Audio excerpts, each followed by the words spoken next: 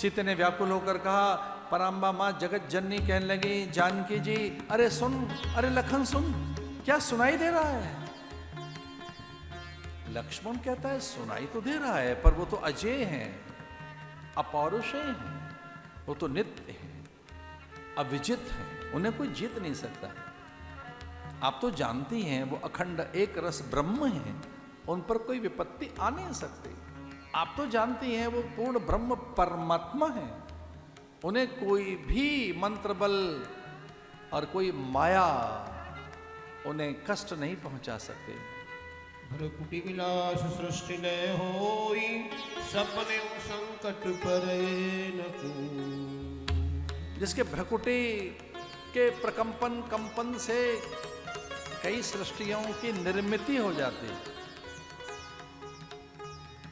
ऐसा नहीं हो सकता। मां निश्चिंत रहिए, हे अंबे राम का अहित नहीं होगा।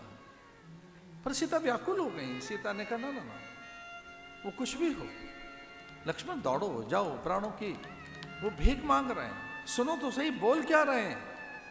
वो स्वर आ रहा है, प्राण मेरे संकट में है, मेरा जीवन संकट में है, मेरे प्राणों की रक्षा करने के लिए लखन दौड़ो दौड़ो, अरे जल्दी आओ लक्ष्मण, मेरे प्राण मेरा जीवन बड़े संकट में। वो मायावी मारीच का स्वर। लक्ष्मण ने अपने मंत्र बल से, तप बल से, योग बल से, अप्रमेय बल से एक रेखा खींच दी।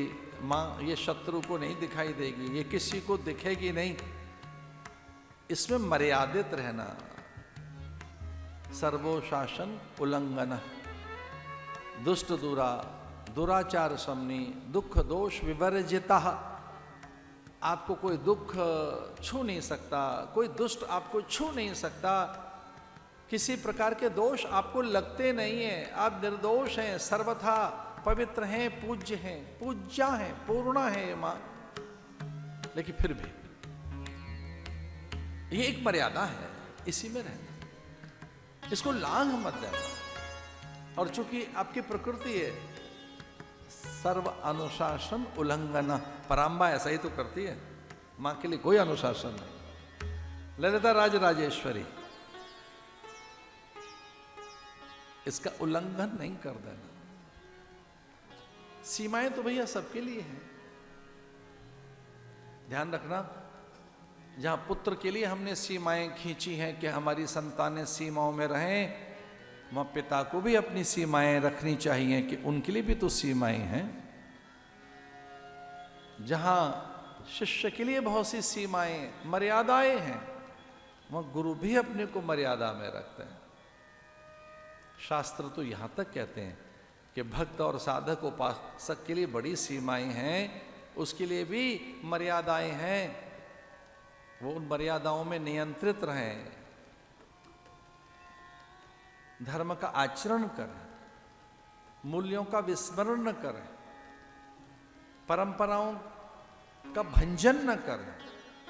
लेकिन जहां भक्तों के लिए मर्यादाएं हैं, वहां भगवान भी मर्यादा में रहते हैं। ये अवतार ही है मर्यादा के लिए। लखन दौड़े उस ओर, ये कहकर मां इस सीमा रेखा को त्याग मत देना।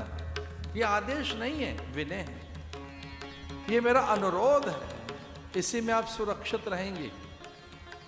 और ये सच तो है, हम सब जब अपनी मर्यादाओं को लांघ देते हैं तभी तो विपत्ति आती है।